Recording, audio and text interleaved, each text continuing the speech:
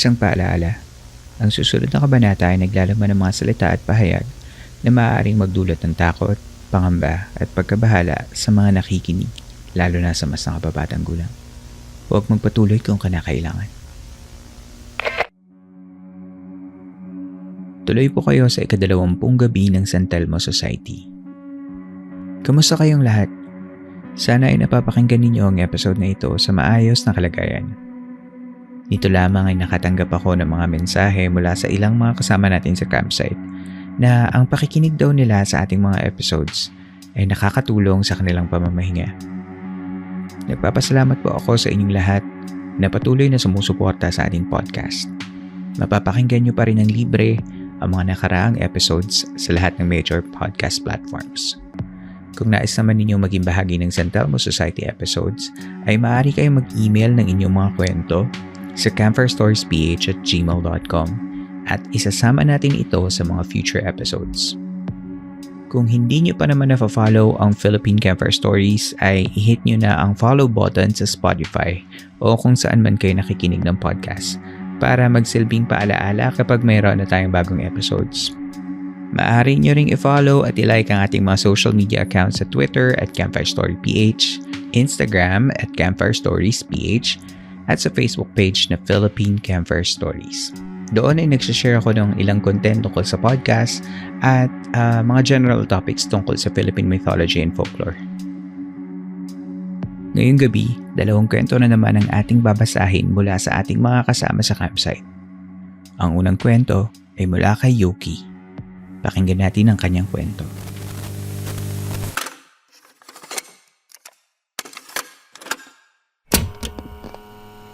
Magandang gabi, Philippine Campfire Stories. At sa'yo, Campmaster. Itago niyo na lang ako sa palayaw na Yogi. Matagal na akong silent listener ng podcast niyo. Nakatira ako ngayon sa isang malaking syudad sa Mindanao. Hindi ko na lang pinangalanan ang aming lugar bilang respeto sa mga residente dito. Bata pa lang ay palagi na talaga akong dinadalaw ng kahit ano-anong mga panaginip. May mga nakakatakot, may nakakatawa, yung mga simpleng panaginip tungkol sa ginawa ko maghapon.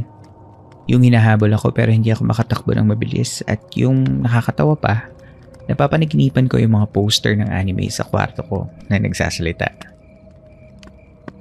Nung bata pa ako ay palagi ko itong kinikwento kay mama tuwing umaga ng pagkagising ko. Sabi ni mama, maglagay daw ako ng isang basong tubig sa side table ko para hindi na raw ako dalawin ng masasamang panaginip. O kung dalawin man, uminom ka agad ako pagka nagising ako, sabay balik na rin ang unan. Pamahiin din daw kasi yun sa amin na pag dinadalaw ka ng panaginip at nagising ka, baliktarin mo na lang yung unan para makatulog ka ulit ng mahimbing. Payo din sa akin ni mama na kung makikisleepover ako, siguraduhin ko na may dala akong sariling unan o di kaya sariling damit, tapos yun ang gagamitin kong ponda sa unan na gagamitin ko para hindi ako dalawin ng panaginip.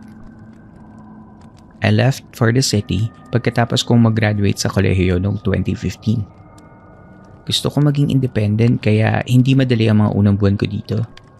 Walang kakilala at wala ding alam sa lugar. Usap-usapan pa dito noon ang kababalaghan tungkol sa mga pinapaupahang kwarto o bahay.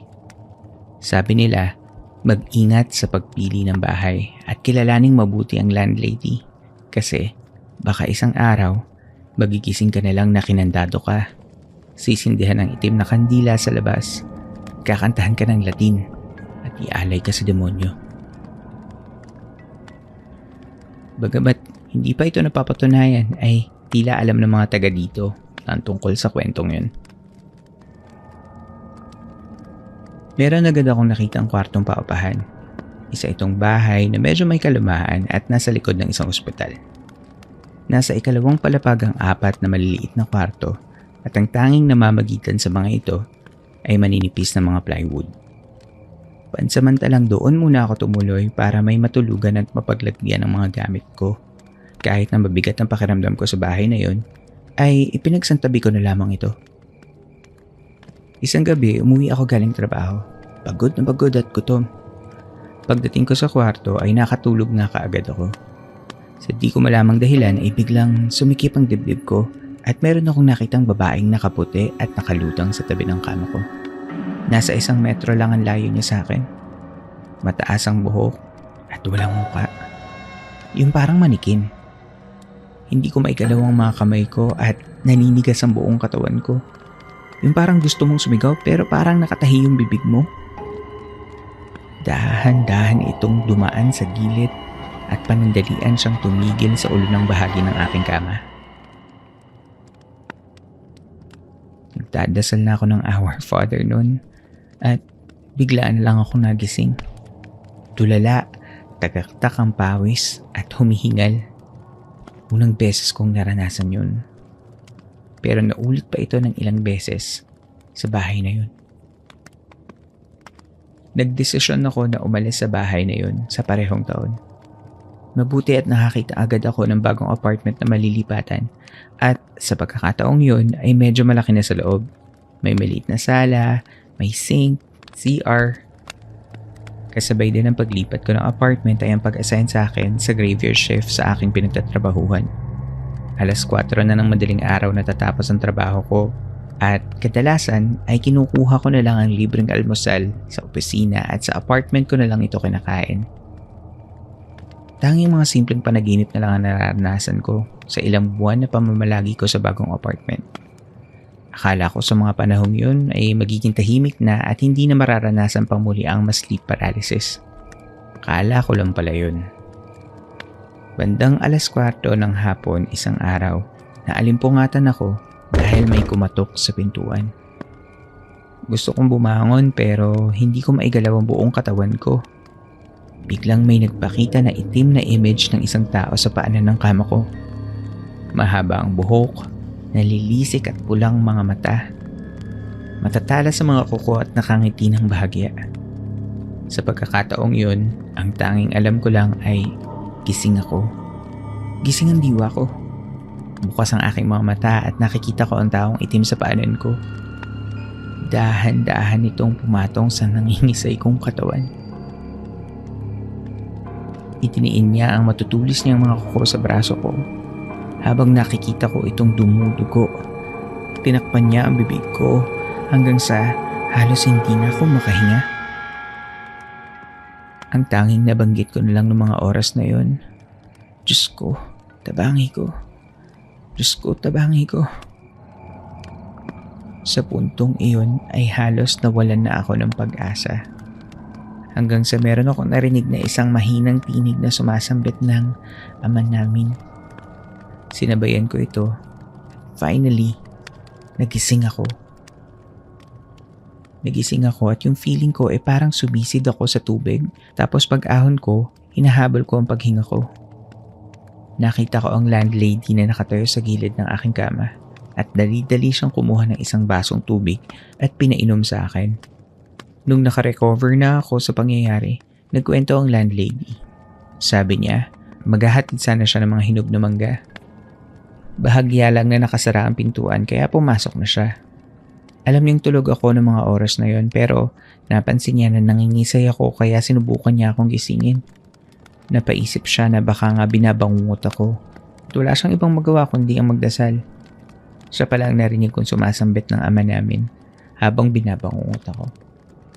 Hanggang ngayon kinikilibutan pa rin ako tuwing kinikwento ko ito. Sa pamilya man o sa mga kaibigan. Nagsaliksik ako sa internet tungkol sa sleep paralysis at dalawa sa mga dahilan nito ay ang labis na stress at anxiety. Mula noon ay pinagsisikapan ko maging masaya palagi at maglagay ng isang basong tubig sa tabi ng kama ko bago matulog. Nagdesisyon na din ako na maghanap ng makakasama sa bahay. Bagamat binabangungot pa rin ako hanggang ngayon, hindi na ito kasing lala ng naranasan ko noon at agad naman akong ginigising ng mga kasama ko sa bahay. Sana ay nagustuhan niyo ang kwento ko, Campmaster, at sa inyong mga tagapakinig. Hanggang dito na lamang po, Yoki. Hello Yoki, thank you for sharing your story. I like the fact na you keep yourself hydrated bago matulog kasi maiiwasan mo ang dehydration pagising mo. Pero hinay-hinay lang sa pag-inom. Tansyahin lamang para mabatid lang ang uhaw. Kasi the more digestive activity ang meron ng katawan natin, mas mababaw ang tulog natin. At ang mga panaginip o ang mga bangungot ay madalas na nangyayari sa mga mas mababaw na sleep phases. Kaya madalas halos nagkakaroon ng vivid dreams kasi mababaw ang tulog natin.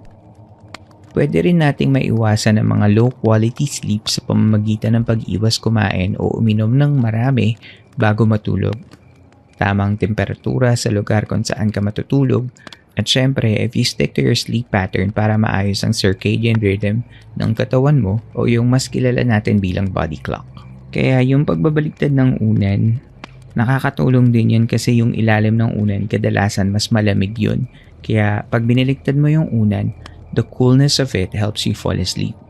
Sinabi din sa akin yun nung bata ako kaya hanggang ngayon ginagawa ko pa din. Sabi mawawala daw yung bad dreams. Pero it turns out, it's more on temperature control. So find the right balance of fluid intake before you sleep. Siguro wag na baso yung gamitin mo kasi baka matabig mo at tumapon yung tubig so siguro water tumbler na lang. At hindi kita masisisi kung pagod ka bago matulog. Lalo na yung ibang mga tao na inaabot ng 18 hours o higit pa sa pagtatrabaho. Saludo ako sa inyo dahil ginagawa niyo ang lahat para umangat ang inyong buhay sa matapat na paraan at iwasan ang totoong bangungot na dulot ng kahirapan. Pero sana ay bigyang halaga ninyo ang inyong mga katawan para hindi na kayo dinadalaw ng masasamang panaginip.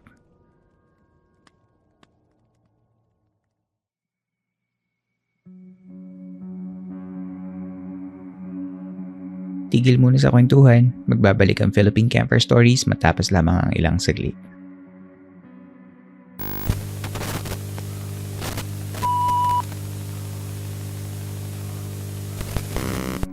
Sa pagpapatuloy ng Philippine Camper Stories.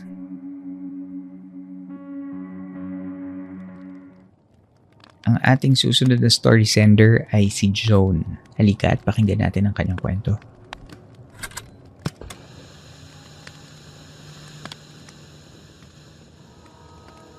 Hello Campmaster, and hello din po sa lahat ng listeners ng Philippine Camper Stories.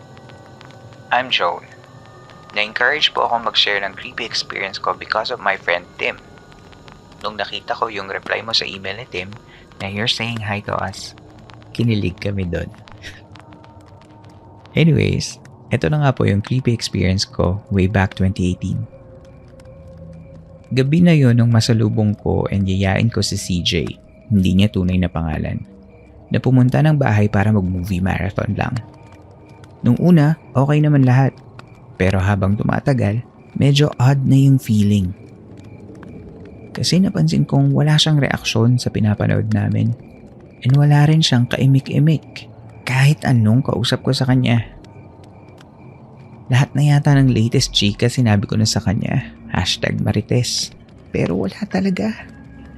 Well, hindi siya ganun kasi sobrang daldal niyang tao. Kaya medyo may eerie vibe akong naramdaman noon. And hindi ko ma-explain kung saan nanggagaling yung vibe na yon. Wala pa kami sa kalahati ng movie nang magulat na lang ako nang tumayo siya. Tapos, lumabas ng bahay nang walang sabi-sabi. Siyempre nagtaka ako. Nagmamadali akong pumasok ng room and I grabbed my phone and I chatted him kung may problema ba? Kung bakit atecho na siya.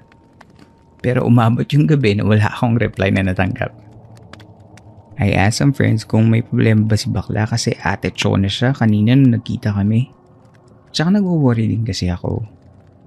Pero lahat ng friends namin, same lang ang response. Di pa daw nila nakakausap si CJ and never pa nila nakikita the whole day. So si Tim yung tinanong ko since mas close sila nun.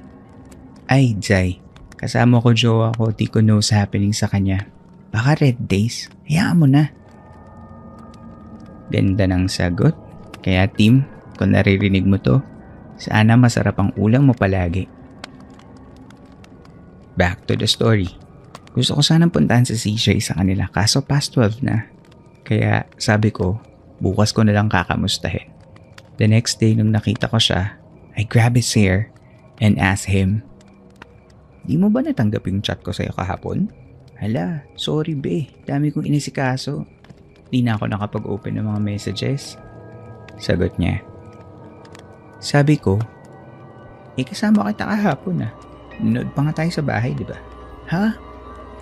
Maghapon akong wala sa bahay? Nung gabi, doon ako nagstay sa bahay ng tita ko. Kinilabutan ako sa sagot niya. Di ako pwedeng magkamali kasing siya yung kasama ko kahapon. Meaning, the whole time hindi pala siya yung kasama ko. At that moment, naalala ko na once na maka-encounter ka ng doppelganger, kailangan mo sabihin dun sa mismong tao or sunugin yung damit na suot niya kung kailan mo siya nakita para makaiwas sa accident. Kaya, I asked him anong suot mo kahapon. Naka-gray shirt ka ba? Tapos navy blue ba yung short mo? Oo, stalker kita no? Char, miss mo lang ako eh. Don't worry, I miss you too. Pabiro niyang sabi. Sabi ko, sunugin mo yung damit mo na sinuot mo kahapon. Kasi nakasama ko yung doppelganger mo na parehong-pareho ng suot mo. Nasa bahay ng tita ko yung damit ko tsaka okay na yun. Sinabi mo naman sa akin para makontra. Una na ako yung gagawin pa ako eh. Pagkatapos ko mag-requirements bonding na tayo. CJ said. Tapos he walked away na halatang busy sa requirements. Kaya siguro hindi na rin makasamukha niya yung takot. A few weeks later, nabalitaan ko na na-confined si CJ dahil sa dengue. At nag-agaw buhay siya dahil sa low platelet count. 20 platelets if I'm not mistaken. And bumaba yung potassium niya kaya hindi na raw siya makatayo. Binisita namin siya at mabilis naman siyang nakarecover. Sabi ko sa'yo, sunugin mo eh. Bulong ko sa kanya. Huwag na, I survived naman eh. Wika ni CJ. Yun lamang po. Sa totoo lang po habang tinatype ko ito, Campmaster, it really gives me the creepy vibe. Lalo na pag naalala ko na doppelganger pala yung kasama ko. Thank you po. More power, more stories pa po. Mga 1,000 stories pa po para marami pa po kaming mapakinggan ng mga friends ko. Thank you po ulit, Campmaster and Philippine Camper Stories.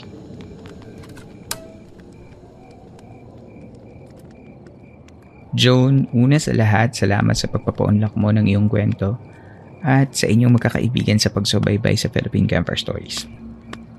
Medyo kakaiba yung pagkukwento mo kaya medyo na-challenge ako kasi hindi yung normal na pag-narrate ko sa mga episodes natin. Pero salamat, napangiti mo ako. Originally, this is how it went. Kung bakit Ate Chon? Kung bakit Diyos ka, John. Kung bakit Ate Chon? Kung bakit Ate Chon siya? Pero umabot yung gabi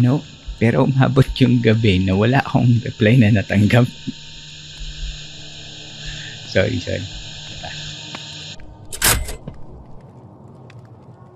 So there. Seriously, doppelgangers are almost always an omen of something bad to happen. Whether nakita mo ang doppelganger mo or ikaw ay nakakita ng doppelganger ng ibang tao, lagi itong kasunod na may masamang pangyayari. It's also said that doppelgangers are our twins from many varying stories, like our twins from the underworld, or twins from alternate universe, or even a malevolent spirit copying us. Pero actually, yung tanong ko, bakit siya nagpakita sa'yo? Actually, kinalibutan din ako kasi na-imagine ko yung encounter mo. Yung moment na tahimik lang siya. Yung katabi mo, tas walang imik. How did that feel? I'm glad CJ is alive. And you also lived to tell this story. So, thank you, Joan.